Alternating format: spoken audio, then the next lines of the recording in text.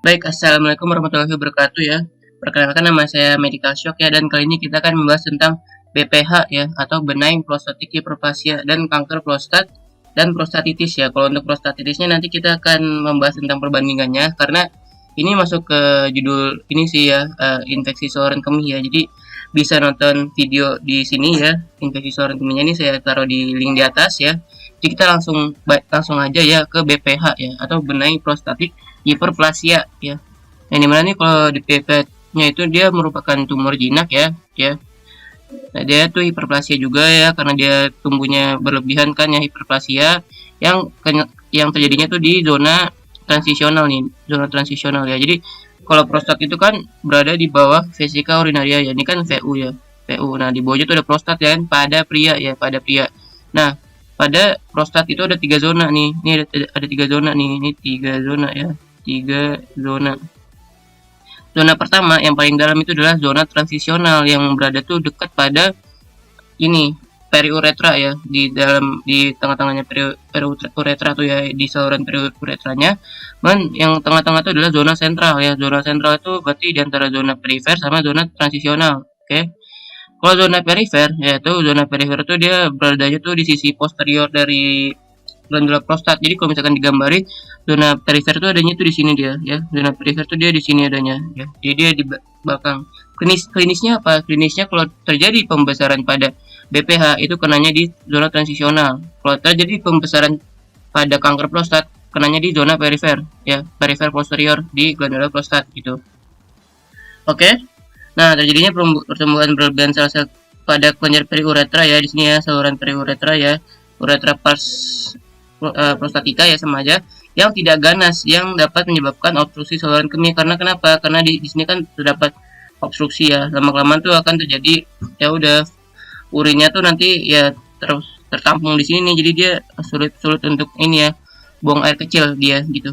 Disertai gejala LUTS ya, atau lower urinary tract symptomnya. Jadi dia gejala-gejala obstruksi saluran kemih bawah ya. Tadi kita lihat ya gejalanya, kemudian etiologinya tuh dia tidak diketahui atau idiopatik ya. Jadi untuk faktor risikonya juga belum ditemukan sih ya sekarang ya.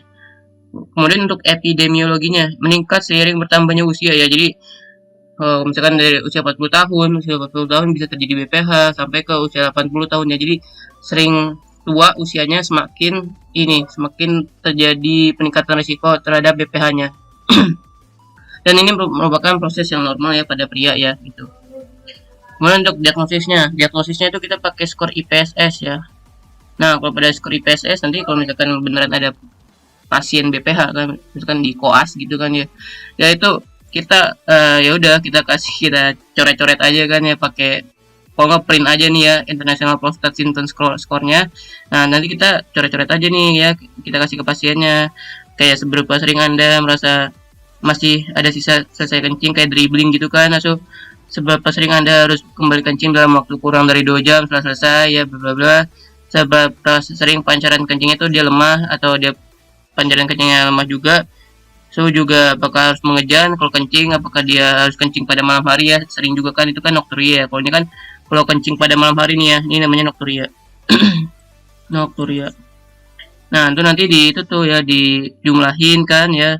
Nah, jumlahnya tuh nanti kan dicoret-coret kan ya sama pasiennya gitu kan. Nah, kalau interpretasinya 1 sampai 7 berarti dia BPH-nya ringan ya.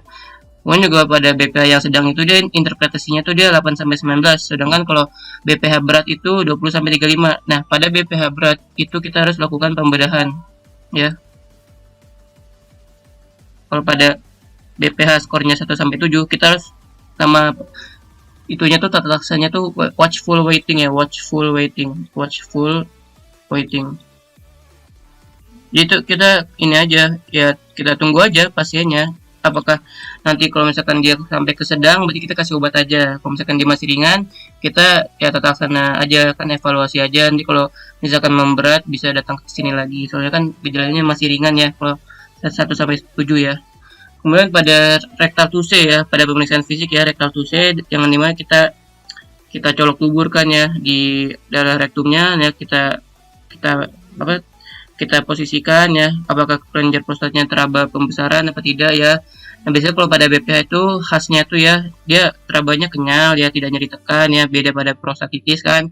Kalau prostatitis dia nyeri tekan ya, agak-agak elastis gitulah. Dia bisa reguler lah kalau pada BPH ya. Kemudian pada gejala BPH ini ya, nih gejala BPH-nya nih ya semuanya ya. Kalau disingkat tuh namanya tuh HIFAN. Apa tuh? Hesitansi, intermittent, inkontinensia uri, frekuensi, fullness ya. Jadi dia merasa banyak ya urinnya di sana yang tertampung karena dia ada pengecilan pada zona periuretranya. Kemudian juga urgensi ya, urgensi itu kayak sensasi pengen kencing tapi nggak bisa ya, gitu. Nokria tadi ya, kencing pada malam hari, gitu. Nah, di sini juga bisa kelihatan nih ya, ada, nah pada ininya juga ada gejala obstruktif versus gejala iritatif. Kalau gejala obstruktif kita tinggal pasang-pasang aja ya. Hesitansi itu dia berarti harus menunggu pada permulaan miksi ya. Jadi dia harus nunggu dulu ya kalau mau kencing. Poor stream, dia pancaran miksinya lemah. Jadi karena ada pembesaran pada prostat kan, jadi dia biakannya tuh dia kecil, netes-netes juga nih ya, sama kayak pada terminal dribbling. Dan juga intermitensi, jadi dia mixinya terputus ya, atau buang air kecilnya terputus ya. Sensasi ini biakannya tuh tidak lampias, jadi dia nggak puas biakannya. Di sini tuh bisa kelihatannya di sini nih ya, apakah dia sangat nggak suka ya, dia biakannya tuh terganggu kan. Frekuensi sering buang air kecil, noklia tadi udah. Urgensi dia biakannya sulit ditahan dan disuria ya, nyeri saat biaka ya, kalau udah parah banget kan ya, udah sampai terkena saraf dan lain-lain gitu, kompresi saraf. Kemudian pada pemeriksaan penunjang kita bisa lakukan prostat spesifik antigen untuk membedakan jenis ya prostat dan BPH juga kan ya, tapi ini tidak spesifik. Kemudian juga bisa dilakukan BNO-IVP ya, dan ada pola fish hook appearance ya pada vesika urinarianya ya, dan pada ureternya sih ya, pada pola fish hook appearance pada ureternya. Kalau growth standard kita bisa lakukan biopsi prostat, kemudian ke lab PA ya, histopatologi. Tata laksana ini non medikamentosa kita pada skor EPSS-nya 1 sampai 7 ya. Watchful waiting, modifikasi gaya hidup, kalau misalkan merokok kita edukasi jangan merokok ya, sering olahraga, makan makanan yang sehat ya, diet rendah natrium gitu-gitu kan ya. Kemudian juga medikamentosa ini kalau misalkan gejalanya tuh udah sedang ya, kalau misalkan itu gejalanya tuh 8 sampai 19 ya. Ini 8 sampai 19. Gejala sedang kita bisa lakukan pemberian alpha blocker atau 5 alpha reduktase inhibitor ya. Kalau alpha blocker itu gamanya tuh tap off, apa tuh, tamsulosin, prazosin, afluzosin gitu, tap off singkatannya. Nah, kalau inhibitor 5 alpha reduktase vidu ya, finasterid, dutasterid. Kalau alpha blocker dia fungsinya tuh untuk merelaksasi prostat ya, karena prostatnya itu kan dia pengen ngekontraksin biar urinnya itu ya, urinnya itu kebuang kan, karena dia nggak bisa dibuang, jadi dia prostatnya itu bakal membesar dan kontraksinya itu bakal menguat ya. Makanya kita harus dikasih alpha blocker, fungsinya itu untuk relaksasi pada otot polos prostatnya agar tidak terjadi kontraksi yang berlebihan ya. Nah, kalau pada inhibitor 5 alpha reduktase itu fungsinya tuh menurunkan kadar hormon testosteron ya, yang dimana itu kan kalau 5 alpha reduktase kan mengubah testosteron menjadi dihidrotestosteron. Nah, fungsinya itu untuk menurunkan volume prostatnya kan, gampangnya gitu. Nah, kalau terapinya tuh bagusnya tuh kombinasi ya, misalkan pada terapi kombinasi seperti tamsulosin ditambah finasterid ya. Jadi dia kalau alpha blocker itu untuk menurunkan gejala obstruktif, kemudian kalau pada 5 alpha reduktase untuk memperkecil volume prostat ya, sehingga ya ini menurunkan kadar testosteron. Jika pasiennya ada sulit BAK, jadi gitu, kita langsung itu aja ya, pasang kateter Foley. Kalau nggak bisa fungsi suprapubik dan sitostomi. Kalau skor IPS-nya tinggi banget gitu kan, misalkan sampai 35 gitu kan ya, berat ya, langsung aja pembedahan ya, kita rujuk ke spesialis urologi atau spesialis bedah gitu. Nah, ini juga ada ya prostatektomi, transuretral resection prostat, transuretral insisi prostat ya, dan juga laser terapi ya. Untuk prognosisnya, penanganannya harus cepat. Kalau penanganannya cepat dia akan meningkatkan kualitas hidup. Tapi hati-hati kalau penanganannya terganggu, bisa ISK sama hidronefrosis, karena kan dia urinnya kan ini ya reflux ke atas kan ya, ke ginjal ya, jadi takutnya terjadi hidronefrosis dan bisa ada gangguan-gangguan ISK sih kalau misalkan urinnya tuh tertampung ke atas kan, jadi pH-nya terlalu asam sehingga bakterinya tuh berkolonisasi di ginjal atau di ureternya gitu. Nah, ini adalah kanker prostat. Oh, salah, ini nomor 2 ya. Ya, ini kanker prostat, juga kanker kan, dia tumor ganas ya pada glandula prostat, yang dimana tuh dia keganasan tersering pada pria keganasan tersering nomor 1 ya. Etiologinya ini faktor genetik ya, BRCA1, BRCA2. Faktor resikonya itu seperti usia tua ya, ras Afrika atau kulit hitam, riwayat keluarga yang mempunyai kanker prostat juga bisa, merokok, obesitas, diet protein hewani. Jadi dia makan makanan ini aja ya, daging-dagingan begitulah, dia bisa meningkatkan faktor risiko terjadinya kanker prostat. Kalau epidemiologinya sangat sering pada pria, merupakan kanker terbanyak pada laki-laki ya, hati-hati. Kematian tumor tertinggi kedua karena faktor biologis nih, karena mutasi gen, karena faktor risiko juga bisa. Klasifikasinya pada ini klasifikasi pada histopatologis ya, histopatologis itu ada 3. Ini adenokarsinoma tuh dia paling umum ya. Kalau pada adenokarsinoma tuh dia berasal dari sel-sel di epitel sama luminal basalnya tuh itu terjadi proliferasi yang berlebihan sehingga terjadi invasi kan, kalau kan kanker kan ya gitu. Jadi dia biasanya kalau pada histopatologis tuh dia selnya pleomorfik ya, ada anak inti selnya nyata ya, sama sel-selnya tuh yang sel luminal sama sel basalisnya tuh udah aneh gitu kan, udah hancur gitu kan ya, karena tumor ganas ya pada histopatologisnya. Dan juga transitional cell cancer itu dia bisa tuh pada sel epitel ya, sel epitel transisional prostat. Dan juga small cell prostate cancer tuh dia biasanya itu dia berasal dari sel ini neuroendokrin gitu. Jadi nanti ada gejala neuroendokrin. Apa tuh gejala-gejalanya, baca sendiri ya. Gejala-gejala neuroendokrin pada prostatnya.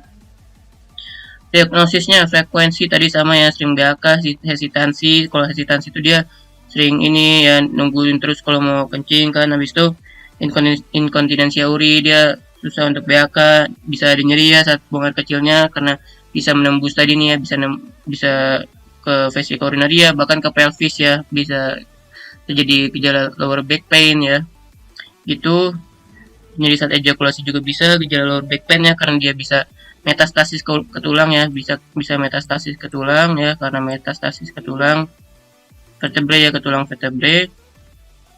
Jadi dia akan terjadi kompresi saraf, aktivasi nociceptor, sehingga akan terjadi nyeri punggung ya, nyeri punggung saat membungkuk atau apa. Bisa sih ke tulang pelvis juga, pokoknya kalau misalkan tulang kan dekat-dekat saraf gitu ya. Bisa ada hematuria, hematospermia ya, ada darah dalam urin dan dalam sperma. Bisa ada defisit neurologis, jadi dia kayak gejala-gejala lumpuh lah ya, dia di kaki gitu tuh mana. Bisa ada disfungsi ereksi. Fatal to say, bedain pada BPH. Kalau kanker prostat dia membesar tapi dia benjolannya tuh irregular ya, kayak gelenjar-gelenjar gitu, dan biasa tuh dia benjolannya tuh dia di posterior prostatnya tuh gede banget gitu. Pada PP ya, USG prostat bisa ada area hipoekoik, bisa X-ray, CT scan, MRI, scan tulang ya, takutnya ada metastasis ke tulang. Nih, scan tulang. PP-nya, PP lanjutan bisa dilakukan tadi ya, prostat spesifik antigen ya, untuk membedakan dengan BPH. Placental alkaline fosfatase bisa juga ya, bisa dia juga bakal meningkat ya, placental alkaline fosfatase, tapi tetap gold standarnya itu biopsi dengan skor Gleason, itu ada di histopatologi. Tata laksana obat anti androgen ya. Tata laksana pertama tuh bisa terapi hormonal untuk menurunkan kadar testosteron, atau bisa menurunkan pertumbuhan sel kankernya. Kalau misalkan tidak mampu, bisa dilakukan pembedahan seperti prostatektomi, TURP juga bisa ya, bisa kemoterapi atau radioterapi juga, dan harus evaluasi berkala ya pada serum prostat spesifik antigennya. Kalau meningkat terus tuh berbahaya. Sama pada BPH juga ya, pada BPH kalau misalkan dia PSA-nya sangat tinggi banget, itu bisa meningkatkan risiko terjadinya kanker prostat gitu ya, hati-hati. Komplikasinya bisa metastasis ya, tadi ya, bisa ke paru juga bisa ya, melalui nodus limfatikus ya, nanti ada gejala-gejala seperti ya batuk, hemoptysis gitu. Kalau ke tulang bisa ke vertebrae thoracalis, lumbalis, atau ke pelvis, nanti akan terjadi kompresi saraf ya, terjadi kompresi saraf ya, jadi dia ketekan sama sarafnya, bisa terjadi gejala lower back pain ya. Nanti juga pada USG ya, USG atau CT scan, nanti juga bisa ke sini nih ya, ke vesika urinaria atau ke tulang juga ya. Nah, untuk perbandingannya ya, kalau pada perbandingannya itu, kalau pada BPH itu dia ini BPH ya, nih BPH Pembesaran prostatnya tuh teraba kenyal, ya full atasnya tidak teraba dan tidak nyeri ya. Ini semua nih pada rectal tuse ya, rectal tuse, dan merupakan tumor paling banyak ya yang jinak ya pada pria, dan menimbulkan gejala-gejala obstruktif ya, atau gejala-gejala Lutz tadi ya. Kemudian pada prostatitis dia biasanya ada nyeri kan, karena dia ada peradangan pasti dia ada nyeri ya. Kalau di raba juga nyeri juga ya, ada demam juga ya, ada pembesaran prostat juga gitu. Gejala-gejala ISK lah, biasanya dia kena ya bakteri gonore lah atau chlamydia gitu ya, karena hubungan seksualnya tidak bagus. Kanker prostat ya, dia biasanya ya tadi kan terbanyak pada pria juga. Pembesaran prostatnya tuh pada rectal tuse tuh ya, dia tidak teraba kenyal ya, tidak teraba kenyal gitu kan, dia irregular ya, karena ada gerinjal-gerinjalnya kan, dia ini kayak gerinjal-gerinjal gitu ya. So biasa sih dia juga ada asimptomatik sih, awal-awalnya tuh asimptomatik dan lama-lama tuh makin membesar ya pada kanker prostat ya.